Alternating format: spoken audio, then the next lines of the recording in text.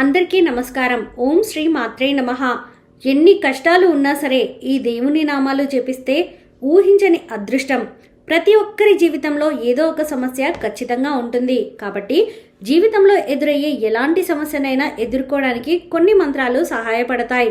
మీకున్న సమస్య నుంచి బయటపడి సంతోషకరమైన జీవితం అనుభవించడానికి కొన్ని శక్తివంతమైన మంత్రాల గురించి ఇప్పుడు తెలుసుకుందాం. సంపద, శ్రేయస్సు ప్రసాదించే దేవతగా హిందువులు లక్ష్మీదేవిని పూజిస్తారు. కాబట్టి ఓం శ్రీ మహాలక్ష్మియే స్వాహ అనే మంత్రాన్ని జపించడం వల్ల మీకు కుటుంబంపై ఎల్లప్పుడూ లక్ష్మీదేవి అనుగ్రహం ఉంటుంది. హిందూ మతంలో ఓం నమః శివాయ అనే మంత్రాన్ని జపించడం వల్ల మీకున్న అన్ని అడ్డంకులు తొలగిపోతాయి. ఈ మంత్రాన్ని 108 సార్లు జపిస్తే చాలా మంచిది. ఓం అనే మంత్రాన్ని పఠించడం వల్ల మానసిక రోగాలను నయం చేయవచ్చని శాస్త్రవేత్తలు శాస్త్రీయంగా రుజువు చేశారు.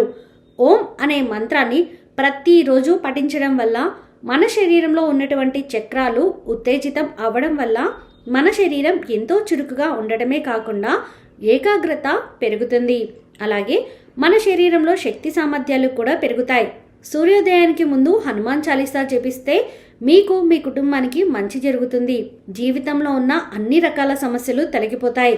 మీకు ఏ కష్టం వచ్చినా రామ అని 3 సార్లు పలికితే చాలు, మనకి ఉన్న కష్టాలు, అడ్డంకులు తొలగిపోతాయి. రామనామం మనల్ని కాపాడుతుంది. ఓం నమో భగవతే వాసుదేవాయ అనే మంత్రాన్ని జపిస్తే అదృష్టం, ఐశ్వర్యం, సిరి సంపదలు మీ సొంతం. గాయత్రి మంత్రాన్ని జపిస్తే జ్ఞానం వస్తుంది. మానసికంగా, శారీరకంగా శక్తి లభిస్తుంది. అలాగే తెలివితేటలు కలుగుతాయి. చదువుల్లో రాణిస్తారు. విద్య బాగా వస్తుంది. ఎవరైతే గాయత్రి మంత్రాన్ని జపిస్తారో వారు అనేక వేల అశ్వమేధ యాగాలకు సమానమైన ఫలాన్ని పొందుతారని వేద పండితులు చెబుతున్నారు. విద్యార్థులు క్రమం తప్పకుండా దీనిని పఠించడం వల్ల మార్కులు బాగా సాధించవచ్చు. ఎవరైతే ఉద్యోగం కోసం ఎదురు చూస్తున్నారో వారికి ఈ మంత్రం బాగా ఉపయోగపడుతుంది. చాలా పవర్ఫుల్ మంత్రమైన ఓం గం గణపతయే నమః అనే మంత్రాన్ని ప్రతిరోజు స్నానం చేసిన తర్వాత 108 సార్లు స్మరించుకోవడం వల్ల మీకు త్వరలోనే ఉద్యోగం వస్తుంది. ఓం నమో వెంకటేశాయ నమః అనే నామాన్ని జపించడం వల్ల జీవితంలో ఉన్న కష్టాలు తొలగిపోయి సుఖ సంతోషాలు చేకూరుతాయి. గోవింద అనే నామాన్ని జపించడం వల్ల సకల పాపాల నుంచి విముక్తి కలుగుతుంది. కృష్ణ కృష్ణ అనే నామాన్ని జపించడం వల్ల మీకున్న కష్టాలు అన్నీ తొలగిపోతాయి. శివ శివ అనే నామాన్ని జపించడం వల్ల సకలము లభిస్తాయట. కేశవ అని స్మరిస్తే అనేక నేత్ర వ్యాధులు మటుమాయం అవుతాయి. సత్యదేవ అని స్మరిస్తే పాపాలు నశించి ఆయురారోగ్యాలను పొందవచ్చు. నారాయణ అని స్మరిస్తే సకల సర్వగ్రహాల దోషాల నుంచి మనం విముక్తి పొందవచ్చు. మాధవ అని స్మరిస్తే అనుకున్న పనులు నెరవేరుతాయట. నరసింహ అని స్మరించడం వల్ల మీ శత్రువులపై మీదే విజయం వస్తుంది. అదే నారసింహ అని స్మరిస్తే సకల భయాల నుంచి విముక్తి లభిస్తుంది. ఏ నామం అయినా పలికితే ఆ నామం యొక్క దేవుడు మాత్రమే పలుకుతాడు. అదే శ్రీరామ అనే నామంలో రాముడు ఒక్కడే పలుకుతారు అనుకోవడం పొరపాటు. శ్రీరామ అనే నామం స్మరిస్తే 6 దేవతలు పలుకుతారట.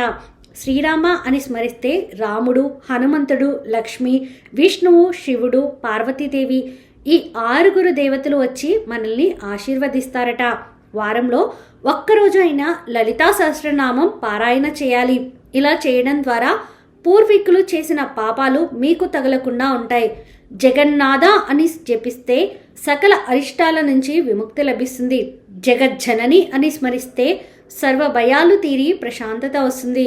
సర్వేశ్వర అని స్మరిస్తే చేపట్టిన కార్యం విజయవంతంగా పూర్తి అవుతుంది.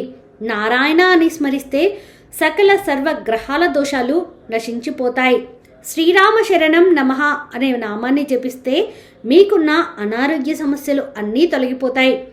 శ్రీరామచంద్ర నమః అనే నామాన్ని జపిస్తే మీకు ఉన్న ఆర్థిక సమస్యలు అన్నీ తొలగిపోయి సుఖ సంతోషాలతో జీవిస్తారు. శ్రీరామ జయం అనే నామాన్ని రోజు జపిస్తూ మీ జీవితంలో అన్నింటా విజయం సాధిస్తారు. మీకు ఏ కష్టం వచ్చినా రామ అని 3 సార్లు పలికితే చాలు, మనకి ఉన్న కష్టాలు, అడ్డంకులు తొలగిపోతాయి.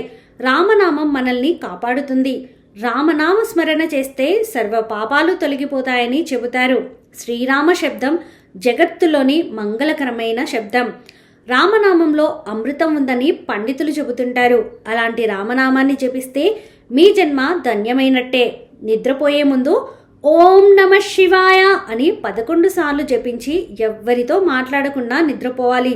అలాగే తెల్లారే మెలకువ వస్తుండగానే హరిహరి అంటూ 11 సార్లు జపిస్తూ అరచేతులను చూసుకోవాలి. ఇలా చేయడం వల్ల మీ జీవితంలో అదృష్టం వెన్నంటే ఉంటుంది.